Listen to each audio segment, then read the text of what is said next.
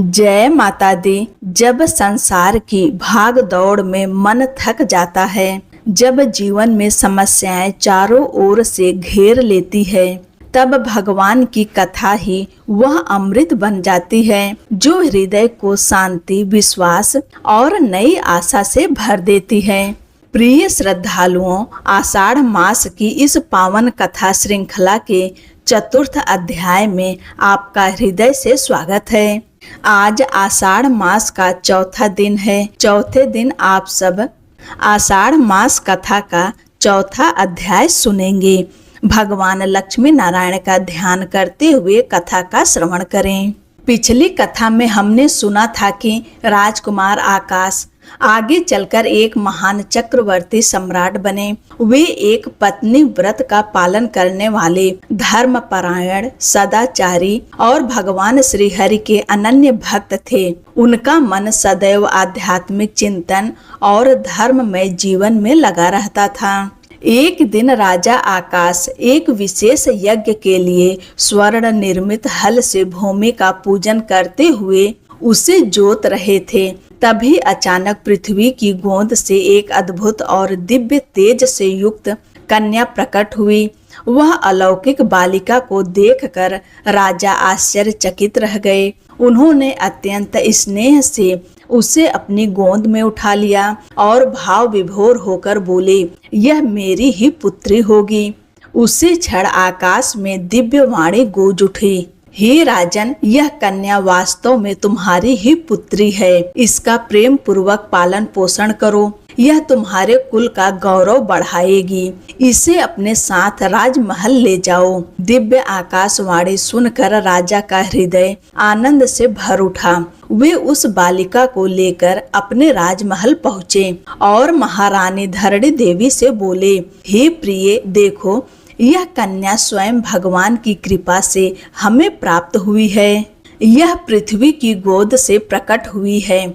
हम दोनों संतान के सुख से वंचित थे, इसलिए भगवान ने अपनी असीम कृपा से इसे हमारी पुत्री के रूप में हमें प्रदान किया है। उस दिव्य कन्या के राजमहल में प्रवेश करते ही मानो पूरे राज परिवार का भाग्य ही बदल गया। भगवान की कृपा से कुछ समय बाद महारानी धरणी देवी ने भी गर्भ धारण किया और शुभ समय आने पर अत्यंत मंगलमय मुहूर्त में एक तेजस्वी पुत्र को जन्म दिया। उस समय आकाश में पांचों ग्रह अपने उच्च स्थानों पर विराजमान थे और सूर्य देव मेष राशि में स्थित थे। जैसे ही उस राजकुमार का जन्म हुआ, देवलोक में मंगल ध्वनियां गूंज उठी। देवताओं ने दुंदुभिया बजाई और आकाश से पुष्पों की वर्षा होने लगी। चारों ओर शीतल, सुगंधित और सुखदायक समीर बहने लगी। ऐसा प्रतीत हो रहा था मानो स्वयं प्रकृति इस शुभ अवसर का उत्सव मना रही हो। जब सेवकों ने राजा आकाश को पुत्र जन्म का शुभ समाचार सुनाया, तब वे आनंद से इतने अभिभूत हो गए कि उन्होंने अपने पास का लगभग समस्त धन उन्हें दान कर दिया।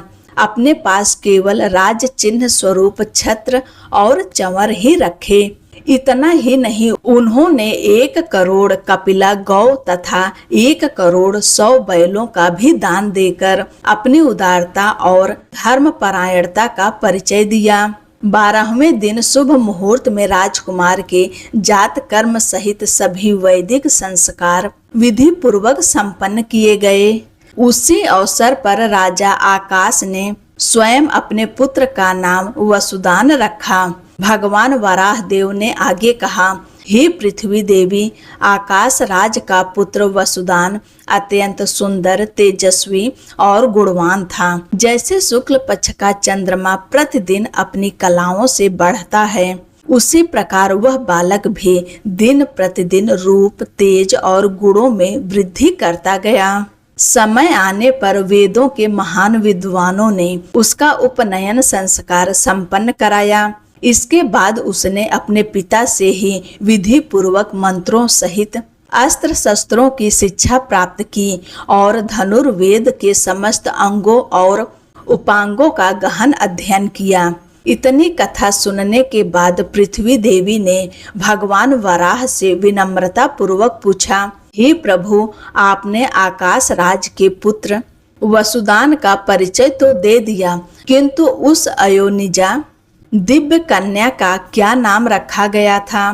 कृपया यह भी बताने की कृपा करें। भगवान वराह देव मुस्कुराते हुए बोले, हे देवी, बुद्धिमान आकाश राज ने उस दिव्य कन्या का नाम पद्मिनी, पद्यावती और पद्यालया जैसे शुभ नामों से पुकारा। धीरे धीरे वह दिव्य कन्या यौवन की ओर बढ़ने लगी। एक दिन वह अपनी सखियों के साथ एक सुंदर उपवन में विहार कर रही थी।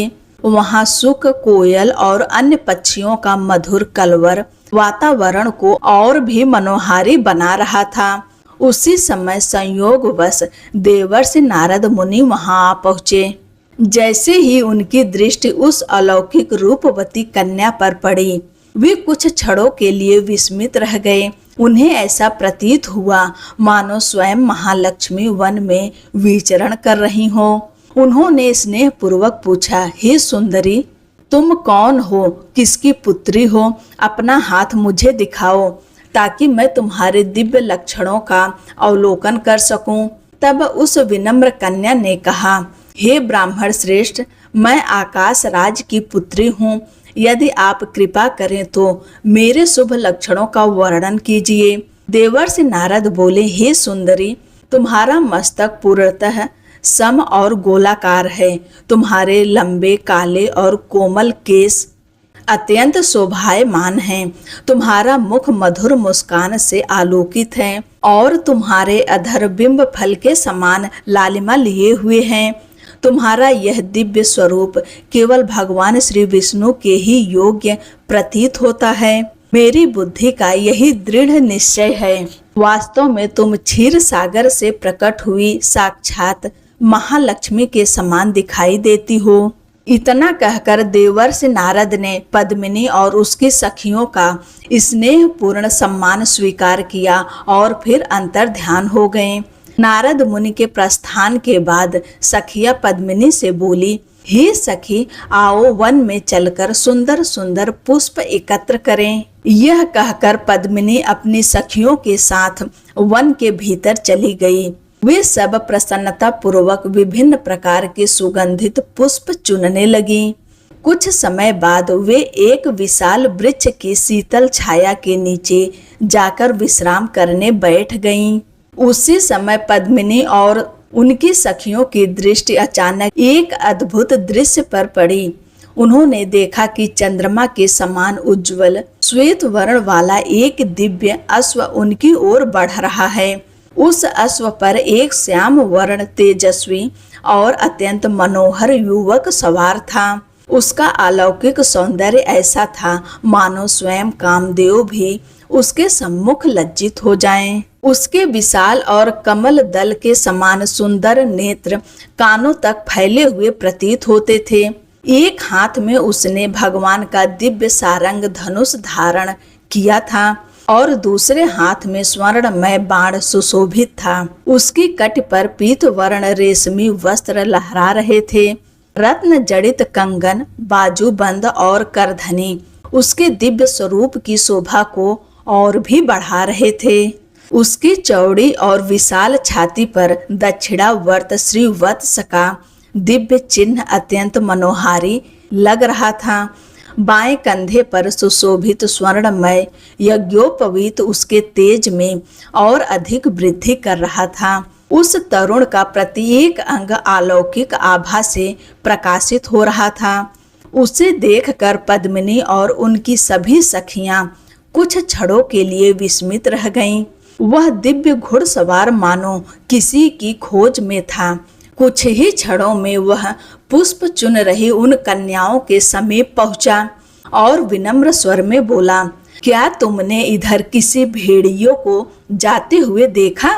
उसका प्रश्न सुनकर सखियों ने उत्तर दिया, हे धनुर्धारी, तुम इस वन में शस्त्र लेकर क्यों आए हो? इस उपवन में सभी पशु पक्षी आकाश राज की आज्ञा से सुरक्षित हैं। यहाँ किसी भी जीव का वध करना निषिद्ध है। अतः तुम शीघ्र ही इस वन से बाहर चले जाओ। सखियों की बात सुनकर वह युवक तुरंत घोड़े से उतर गया। शांत भाव से उसने पुनः पूछा, आप सब कौन हैं और यह कमल के समान कोमल कांति वाली परम सुंदरी कन्या कौन है? तब पद्मिनी की एक सखी आगे बढ़ी और बोली, हे वीर पुरुष, ये हमारी स्वामिनी हैं। इनका नाम पद्मिनी है। ये महाराज आकाश की पुत्री हैं और इनका दिव्य प्राकट्य स्वयं पृथ्वी से हुआ है। अब आप भी अपना परिचय दीजिए। आपका नाम क्या है? आपका निवास कहाँ है? और आप इस वन में किस उद्देश्य से आए हैं? सखियों के इस विनम्र प्रश्न को सुनकर वह दिव्य पुरुष मंद मंद मुस्कुराया। उसके मुख पर अद्भुत तेज और करुणा झलक रही थी। फिर उसने मधुर स्वर में उत्तर दिया, मेरा नाम अनंत है। तपस्वी जन मुझे मेरे श्याम वर्ण के कारण कृष्ण नाम से पुकारते हैं। मेरा धनुष ऐसा है जिसकी समता देवताओं के पास भी कोई नहीं कर सकता। वेंकटाचल पर्वत पर मेरा निवास है और लोग मुझे वेंकटाचल पति के नाम से जानते हैं। मैं आज वन में शिकार के लिए आया था, किंतु इस उपवन की शोभा निहारते निहारते मेरी दृष्टि इस परम सुंदरी कन्या पर पड़ गई। अब मेरे मन में केवल एक ही प्रश्न उठ रहा है, क्या यह दिव्य कन्या मुझे प्राप्त हो सकती है? भगवान श्री हरि के मुख से यह वचन सुनते ही पद्मिनी की सभी सखियां क्रोधित हो उठीं। उनकी नाराजगी देखकर भगवान श्री कृष्ण पुनः अपने दिव्य श्वेत अश्व पर आरूढ़ हुए और शीघ्र ही वेंकटाचल पर्वत की ओर प्रस्थान कर गए। कुछ ही समय में वे अपने दिव्य धाम पहुँचे। घोड़े से उतरकर भगवान रत्नों से निर्मित भव्य मंडप में प्रवेश कर गए। वहां मुक्ता मणियों से सुशोभित मंदिर के भीतर दिव्य रत्न जड़ित सिंहासन पर विराजमान होकर वे बार बार विशाल नेत्रों वाली मंद मुस्कान से अलंकृत मुख कमल की स्वामिनी पद्यावती का स्मरण करने लगे। उधर मध्याह्न का समय हो चुका था। भगवान के भोग के लिए अत्यंत स्वादिष्ट, सुगंधित और दिव्य भोजन तैयार किया गया। तब भगवान की परम सेविका और सखी वकुल मालिका श्रद्धा पूर्वक भगवान के दर्शन के लिए पहुँचे। उन्होंने भगवान के चरणों में प्रणाम किया और वहीं विनम्रता से बैठ गईं। उन्होंने देखा कि भगवान ने अपने नेत्र बंद किए हुए हैं। तब वकुल मालिका ने प्रेम पूर्वक कहा, हे देवाधिदेव, अब उठिए, आपके लिए दिव्य भोग तैयार है। कृपया भोजन ग्रहण करने की कृपा कीजिए। भगवान ने धीरे से नेत्र खोले और बोले, हे सखी, मैं तुम्हें एक अत्यंत प्राचीन रहस्य सुनाता हूँ। त्रेता युग में जब मैंने श्री राम के रूप में रावण का वध किया था, उस समय वेदवती नाम की एक महान तपस्विनी ने माता सीता की सेवा की थी। इसके बाद भगवान ने वकुल मालिका को वह अद्भुत रहस्य बताया कि जब रावण माता सीता का हरण करने आया था, तब अग्निदेव वास्तविक सीता जी को सुरक्षित पाताल लोक ले गए थे और उनकी रक्षा का भार अपनी पत्नी स्वाहा को सौंप दिया था। उसी समय भगवान की लीला से वेदवती ने सीता का रूप धारण किया और रावण उसी माया रूपी सीता को लंका ले गया। रावण वध के पश्चात जब अग्नि परीक्षा हुई, तब वेदवती पुनः अग्नि में प्रवेश कर गई और अग्निदेव वास्तविक जानकी जी को भगवान श्री राम के सम्मुख ले आए। तब अग्निदेव ने भगवान से प्रार्थना की, हे प्रभु, वेदवती ने सदैव माता सीता की सेवा की है, कृपया इन्हें भी अपने वरदान से कृतार्थ कीजिए। माता सीता ने भी भगवान से कहा, प्रभु, वेदवती मेरी परम हितैषी और आपकी अनन्य भक्त हैं, कृपया उचित समय आने पर इन्हें भी अपनी अर्धांगिनी के रूप में स्वीकार कीजिए। तब भगवान श्री राम ने वचन दिया, कलयुग में मैं तुम्हारी इस इच्छा को अवश्य पूर्ण करूंगा। तब तक वेदवती ब्रह्मलोक में निवास करेगी और समय आने पर पृथ्वी से प्रकट होकर आकाश राज की पुत्री के रूप में अवतरित होगी। उसी समय मैं स्वयं उन्हें अपनी अर्धांगिनी के रूप में स्वीकार करूंगा। भगवान आगे बोले, हे वकुल मालिके, वही वेदवती आज नारायणपुर में आकाश राज की पुत्री पद्यावती के रूप में अवतरित हुई हैं। वे साक्षात महालक्ष्मी के समान गुणवान, रूपवान और परम पवित्र हैं। आज वन में शिकार के समय मेरे दर्शन उन्हें हुए और तभी से मेरा मन उन्हीं के स्मरण में लीन है। फिर भगवान ने आदेश देते हुए कहा, तुम तुरंत नारायणपुर जाओ, उस दिव्य कन्या के दर्शन करो और लौटकर मुझे बताओ कि क्या वास्तव में उसका अनुपम सौंदर्य और दिव्य गुण उसी प्रशंसा के योग्य हैं जैसा मेरा हृदय अनुभव कर रहा है। भगवान की आज्ञा को सिर झुकाकर स्वीकार करते हुए वकुल मालिका तुरंत नारायणपुर की ओर प्रस्थान कर गई। इन सभी रहस्यमय और दिव्य प्रसंगों का श्रवण हम करेंगे आषाढ़ मास कथा की अगली कड़ी में। यदि आपको कथा पसंद आई हो तो चैनल को लाइक शेयर करें, सब्सक्राइब अवश्य करें। अब आपसे मिलेंगे अगले अध्याय में। तब तक के लिए राधे राधे।